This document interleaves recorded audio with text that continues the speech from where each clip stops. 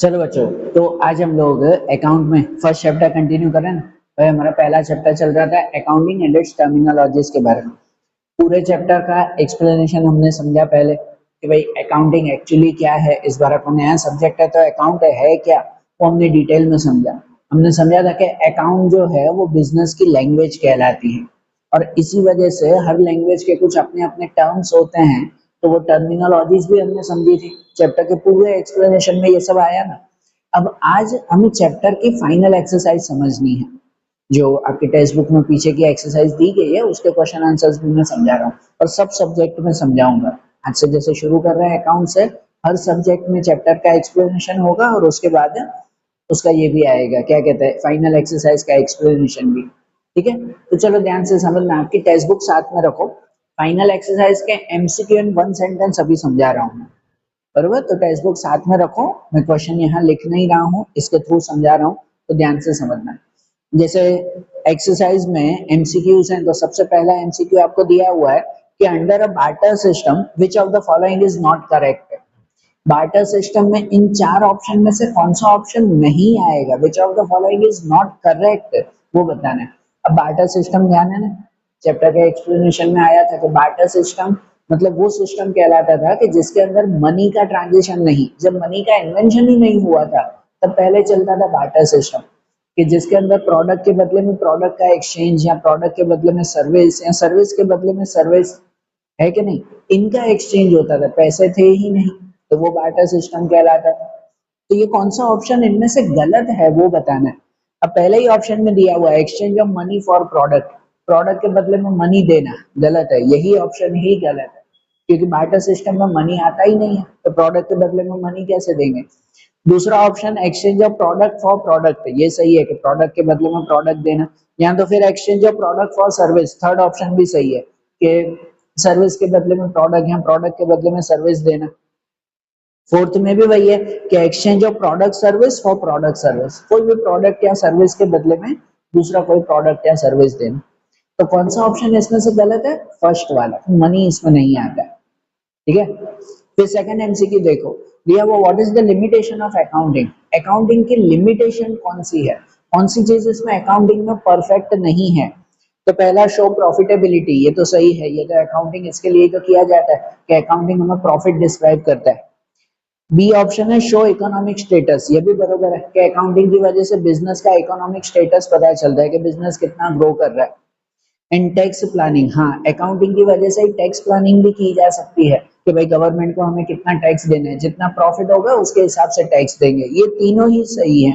Fourth है stable value of money, ये है, ये अकाउंटिंग की लिमिटेशन है कि अकाउंटिंग में stable value of money count करते हैं, पर जो एक्चुअली गलत है।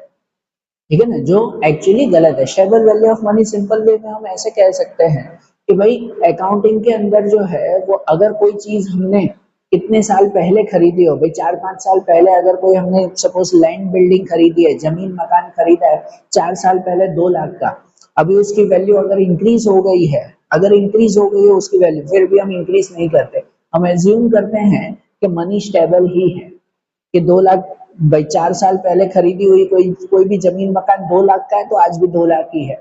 हम अकाउंटिंग में उसका प्रॉफिट हो रहा है, वो वैल्यू बढ़ रही है कम हो रही है, वो हम करते ही नहीं, उसे स्टेबल ही मानते हैं 2 लाख में। ठीक है ना, ये अकाउंटिंग की लिमिटेशन है, तो ये फोर्थ वाला ऑप्शन सही आएगा। या थर्ड है उसमें कि accounting is known as, accounting क्या माना जाता है, चार ऑप्शन है ना, historical accounting, future accounting, present और अननेसेसरी अकाउंटिंग। तो कौन सा ऑप्शन सही है, हिस्टोरिकल अकाउंटिंग सही है। क्योंकि अकाउंटिंग हिस्टोरिकल अकाउंटिंग है कि पूरे साल हमने जो भी हिसाब किताब किया आखिर में उसके अकाउंटिंग करते हैं, है ना, मतलब जो भी ट्रांजेक्शन्स किए, जो भी हमने कामकाज किया पूरे साल, उसका फिर हम लोग अकाउंटिंग करते हैं। मतलब अकाउंटिंग हिस्ट्री के बारे में होता है, जो पहले हो गया उसका अब हिसाब किताब करेंगे। ठीक है, तो ऑप्शन ए करेक्ट आएगा इसमें, बरोबर ना। ध्यान से समझते भी जाना है बेटा, खाली रट्टे मारकर नहीं याद रखना है कि एमसीक्यू, ठीक है ये ऑप्शन याद रखो, समझना कि ये ऑप्शन क्यों आया है। ओके, तो चलो यहाँ तो आपके 3 एमसीक्यू ही थे सिर्फ, तो हमने सिर्फ 3 एमसीक्यू समझे। अब उसके साथ वन सेंटेंस भी है, उसके बाद क्वेश्चन 2 है ना, वन सेंटेंस, वो भी ओरली समझा रहा हूँ। वन सेंटेंस वन वर्ड के खाली आंसर्स हैं, मैं ओरली समझा रहा हूँ, टेक्स्ट बुक साथ में रखना और सुनना ध्यान से। आंसर में बोल रहा हूँ, हो सके तो भले बुक में लिखते भी जाना। ओके, चलो, जैसे पहला है who provide capital to the business. Business में कैपिटल कौन लेके आता है? तो भाई कोई भी बिजनेस होता है ना, तो उसमें कैपिटल बिजनेस का ऑनर ही लेकर आता है। कौन लेकर आता है? ऑनर। कैपिटल मतलब वही कहलाया कि बिजनेस को शुरू करने के लिए, बिजनेस को चलाने के लिए ऑनर अपने घर से जो कुछ भी बिजनेस में लेके आता हो वो कैपिटल कहलाता है। ठीक है, कैपिटल ज्यादातर हम लोग पहले पैसों को ही मानते हैं कि भाई मालिक ने बिजनेस में अपने पैसे लगाए हैं तो वो उसका कैपिटल हुआ। खाली पैसा नहीं होता, घर से कुछ भी लेकर आया तो वो कैपिटल कहलाता है। और कैपिटल कौन लेकर आता है? तो भाई ऑनर ही लेकर आता है कैपिटल। ठीक है, तो यहाँ जो पहला है who provide capital to the business, so the owner provide capital to the business. Second है व्हाट इज बेड डेब्ट फॉर बिजनेस। बिजनेस में बेड डेब्ट क्या कहलाता है? तो बेड डेब्ट बिजनेस का लॉस है। बेड डेब्ट क्या कहलाता है? तो वो बिजनेस का लॉस कहलाता है। बेड डेब्ट क्या मीनिंग पता है ना? जब कोई डेप्टर्स होते हैं, डेप्टर्स मतलब वो कि जिन्हें हम लोग उधार पे सामान बेच रहे हैं, हम जब सेल करते हैं और किसी को उधार पे दे रहे हैं तो तुम बाद में पैसे देना, वो डेप्टर्स कहलाते हैं। ठीक है, तो उन डेप्टर्स को जब हमने उधार पे सामान दिया है कि वो बाद में पैसे देंगे, मैंने किसी को सामान दिया, भाई तुम ठीक है 2 महीने बाद देना, और अब 2 महीने बाद सामने वाला पैसे देने को इनकार कर रहा है, उसने हाथ ऊपर कर दिए कि अब मैं पैसे नहीं दूंगा, भाई मेरे पास पैसे नहीं है, तो वो हमारा बैड डेप्ट कहलाता है, एक खराब डेप्ट। मतलब वो हमारे डूबे हुए पैसे, पैसे गए, अब वो सामने वाले देने को तैयार ही नहीं, हाथ ऊपर कर लिए, तो भले जेल में डालो, भले मारना हो मार लो, मेरे पास पैसे नहीं है, तो भले हम उसे मारें कि जेल में डालें, कुछ भी करें, हमारे पैसे तो गए ना, बराबर ना, हमारा तो वो लॉस हुआ ना। तो इसलिए बैड डेट बिजनेस के लिए क्या कहलाता है? तो it is a loss for business, बराबर, ध्यान रखना। यहाँ थर्ड क्वेश्चन है what is stable value of money. Stable value of money क्या कहलाता है? तो अभी एमसीक्यू में भी समझाया था कि स्टेबल वैल्यू ऑफ मनी यही है कि अकाउंट के अंदर हम एज्यूम करते हैं कि कोई भी एसेट या कोई भी चीज अगर हमने अकाउंटिंग मतलब बिजनेस के लिए खरीदी है तो उसकी वैल्यू हमेशा कांस्टेंट ही रहेगी, ये अजम्पशन हम रखते हैं, उसे कहते हैं स्टेबल वैल्यू ऑफ मनी, जो अकाउंटिंग की लिमिटेशन है, कि जो अकाउंटिंग की लिमिटेशन कहलाती है, ऐसा होना नहीं चाहिए।